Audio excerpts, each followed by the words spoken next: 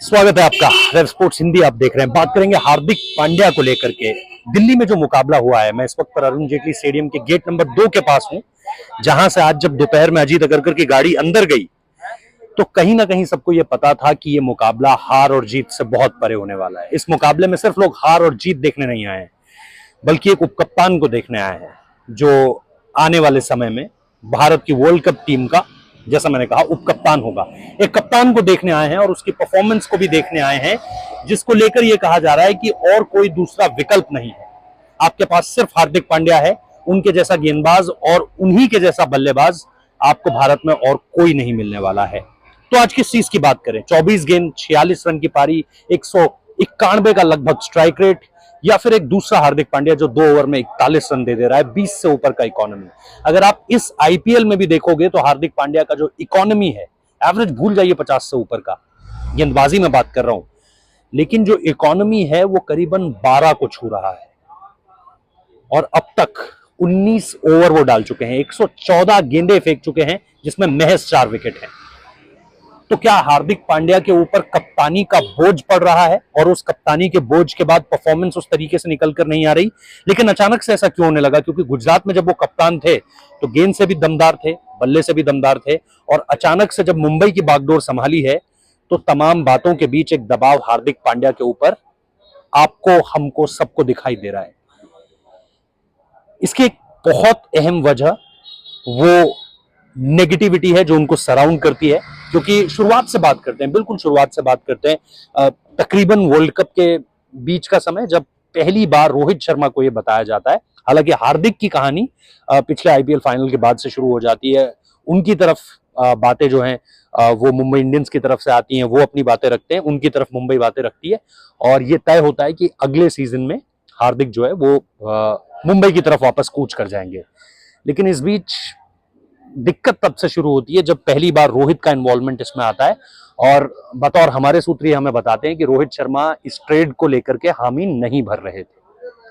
रोहित शर्मा को world cup के बीच में यह बात बताई जाती है, और वर्ल्ड कप के बीच में जब रोहित शर्मा को यह बात पता चलती है तब उन्हें यह नहीं बताया जाता कि कप्तान के रूप में हार्दिक पांड्या आएंगे। उन्हें खिलाड़ी के तौर पर इस बात के बारे में बताया जाता है, और फिर वो इसमें बहुत सहज नहीं थे। इन सारी की सारी चीजों पर he is not that comfortable.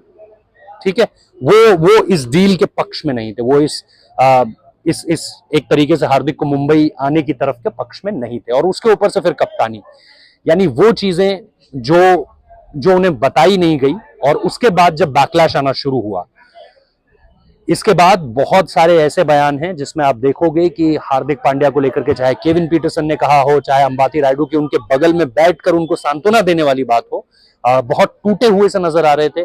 पहला मैच जो वानखेड़े में हुआ, Jaipur Rajasthan Royals versus Mumbai Indians, उसमें जिस तरीके की नेगेटिविटी देखने को मिली हार्दिक पांड्या को लेकर, चाहे वो टॉस में जा रहे हैं, चाहे वो मैदान में आते वक्त जो शुरुआती लैप्स लिए जाते हैं ताकि आप वार्म अप कर सको, उसको लेकर के हो, अब चाहे उनके नाम का जब अनाउंसमेंट होता है, जब टॉस के बाद प्लेइंग 11 बताई जाती है और नाम का अनाउंसमेंट होता है, वो हो, या फिर उसके अलावा जब वो गेंदबाजी के लिए आ रहे हो। हुआ ये भी कि उन्होंने 2 मैचेस में फिर गेंदबाजी नहीं भी कराई। दिल्ली वाला मैच आपको याद होगा, जहां पर उन्होंने गेंदबाजी नहीं कराई थी। और हुआ ये भी कि उन्होंने बैटिंग में भी खुद को डिमोट किया। अगर आप पहला ही मैच देखेंगे जो अहमदाबाद में हुआ था गुजरात के अगेंस्ट, उसमें आप देखेंगे कि हार्दिक पांड्या ने खुद को डिमोट किया, और ये वो गुजरात में रहते हुए नहीं करते थे। इसकी भी बड़ी आलोचना हुई।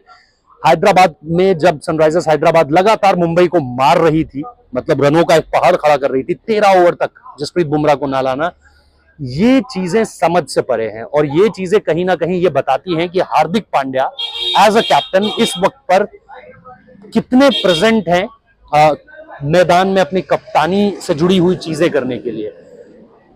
तो बैकलैश बुरी तरीके का हो रहा है, नेगेटिविटी इसको लेकर के है, और सोर्सेस ये भी बताते हैं कि मुंबई में कहीं ना कहीं वो एकजुटता नहीं है। इसको लेकर के एडम गिलक्रिस्ट ने जो है वो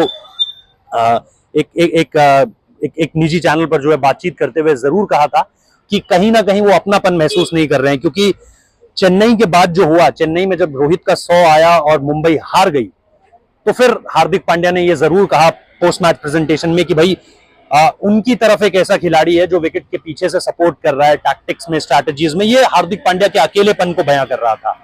लेकिन फिर देखने वालों ने ये कहा कि रोहित शर्मा भी आपको सजेस्ट कर रहे हैं चीजों को, और आप उन चीजों को मानते हुए नहीं नजर आ रहे हैं एक तरीके से। क्योंकि अगर आपने देखा हो, दिनेश कार्तिक जब बल्लेबाजी कर रहे थे आरसीबी वाला मैच, उसमें रोहित ने बार बार हार्दिक को कहा कि इसके लिए एक थर्ड मैन ले ले, लेकिन वो चीज वहां पर नजर नहीं आई एग्जीक्यूट होती हुई। इसको लेकर के मोहम्मद कैफ ने भी साफ किया इन सारी की सारी बातों को।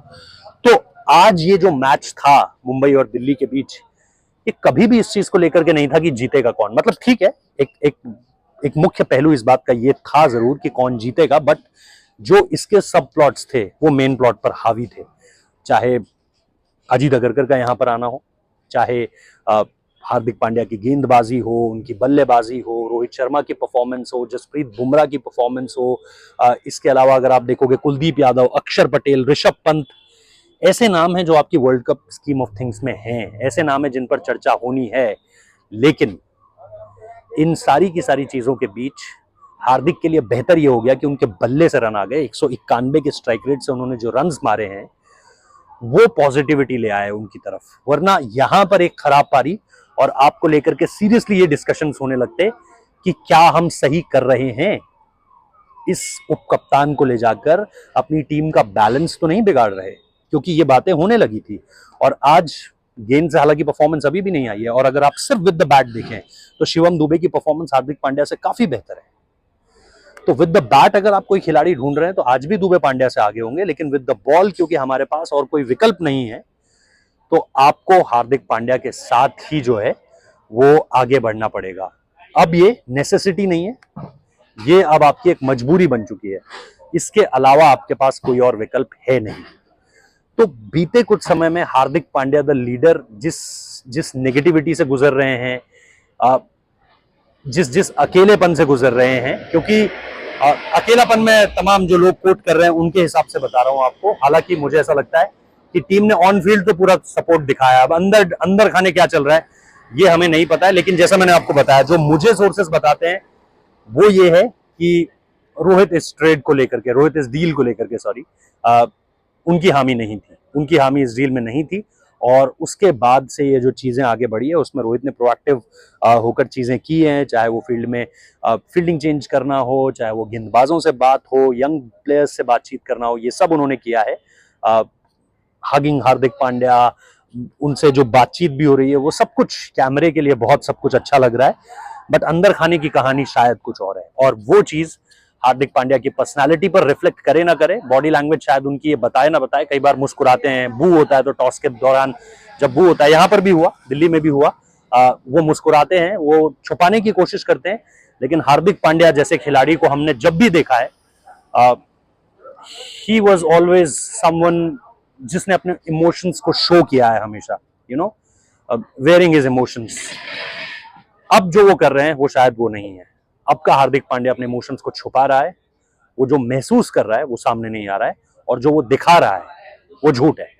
और इसीलिए शायद वो ज़हनी तौर पर उन्हें परेशान कर रहा है, मानसिक तौर पर भी उन्हें परेशान कर रहा है, इसको लेकर के भी जिक्र हुआ है। आप बताइए, आप किस तरीके से देखते हैं इन चीजों को? मेरे लिहाज से हो सकता है कि जब वो भारत के लिए खेलें तो चीजें बिल्कुल बदल जाएं, क्योंकि इंडिया प्लेयर हैं आप, आपके पास कैप्टनसी का लोड नहीं है, प्लेयर्स आपके साथ होंगे, आपको कोई बू नहीं करेगा, वो चीज एक अलग है। बट यहां से देखते हुए और अभी देखते हुए ऐसा लग जरूर रहा है कि वो इन चीजों के बीच में काफी ज्यादा एक एक एक एक इम्पैक्ट जरूर हुआ है, सारी चीजें इम्पैक्ट जरूर हुई है, जिसका रिफ्लेक्शन आपको उनकी कप्तानी, आपको उनकी गेंदबाजी और आपको उनकी बल्लेबाजी पर दिखाई दे रहा है। वो छुटर पुटर पारियां आ रही हैं, इधर उधर वो पारियां आ रही हैं, बट एक कंसिस्टेंसी जो हार्दिक पांड्या से चाहिए थी वो अभी तक आपको देखने को नहीं मिली है।